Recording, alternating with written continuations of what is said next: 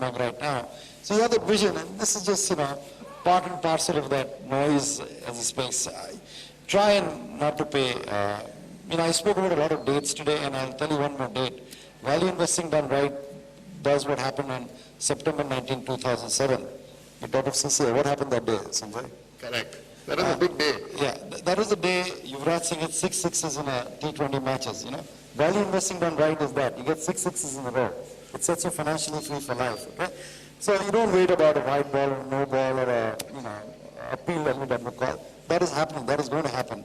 But keep the big picture in mind. You want to drive the ball out of the ballpark. Okay. Nilesh, you very successfully run a mutual fund with daily redemption. That's part of investing, isn't it?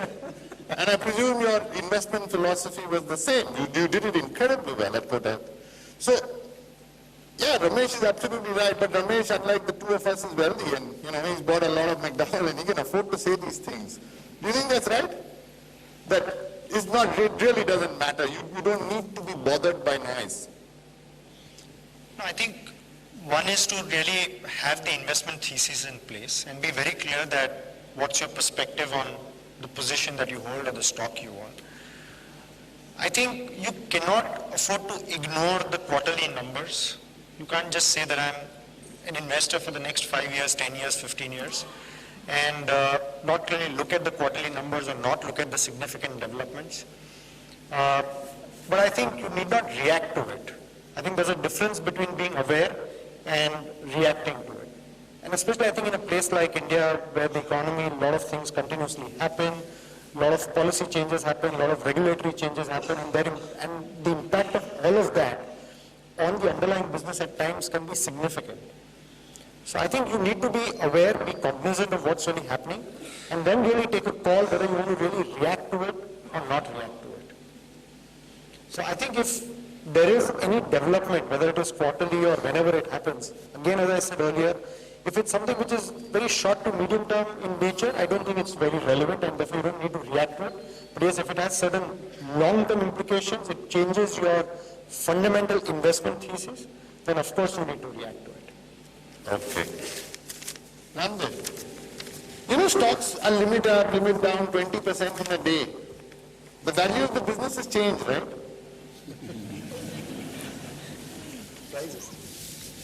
The value of the business has changed. Isn't it? No, so what is the question? So is that right?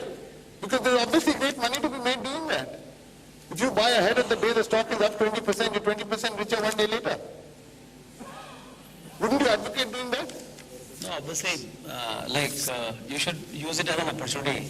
Particularly in this quarter results, what you are mentioning. I think one of the important thing is that at times the reported numbers are very, very mischievous and misleading. At times unintentional, but end of year, just now the Nestle results came. The actual profit was about 155, 160, what was our expectation. But it came, the reported number came when it hit the first newsstand, it was 112. I said, this looks to be some bizarre number.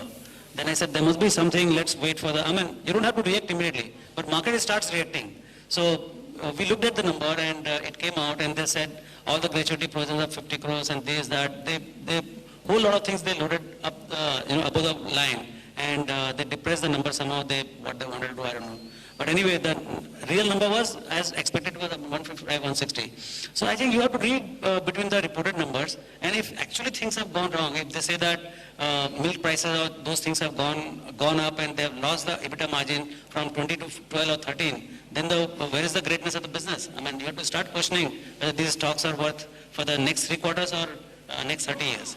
So, that is the point of time you got an opportunity. And if, actually what happened was that I was knowing that now market is going to hammer it because 112 crores is way below the expectation.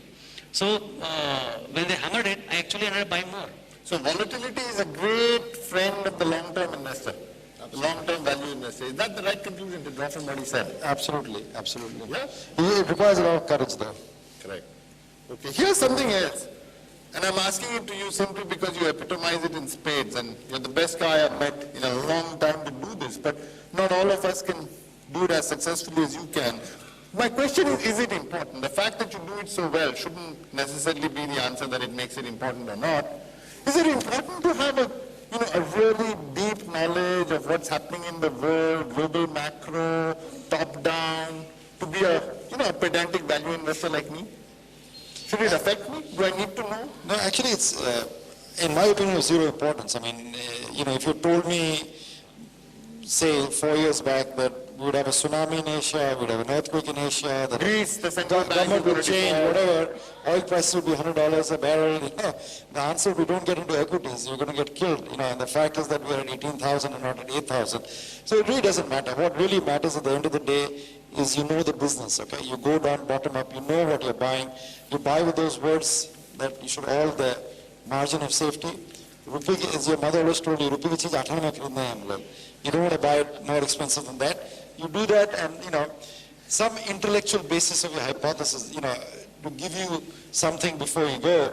Raamdeo has given a very powerful intellectual hypothesis in the last wealth creation study, which after he's made that to me, I've constantly tried to measure an idea against that hypothesis. He believes, and I believe that now with him after he explained it, that India will be from $1 trillion to a $2 trillion economy, and a $2 trillion economy to a $5 trillion economy, right? Now if you're going to go to be a $5 trillion economy, the intellectual hypothesis is there. Now it's very easy to fill in the blanks of where you should be investing for the $5 trillion opportunity. You want to invest in consumption theme, you want to invest in financial sector, you want to invest in logistics. That you figure out, depending again on what's cheap at this current price. Maybe banks aren't cheap at the current price, but maybe consumption theme is cheap at this price, okay? But he has given us this intellectual hypothesis, okay? You look back at how the bull markets came. 92 said India would liberalize. 5 years later, India became liberalized. 2000, India became a tech superpower. India became a tech superpower. What is this bull market telling you?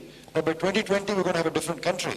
So you have to start thinking as investors, how do we profit from that? So think long term, focus on what is knowable. Yeah. Yeah? Yeah. Nilesh, you're in agreement with this. It doesn't matter what happens to the price of crude, doesn't matter whether Greece defaults, when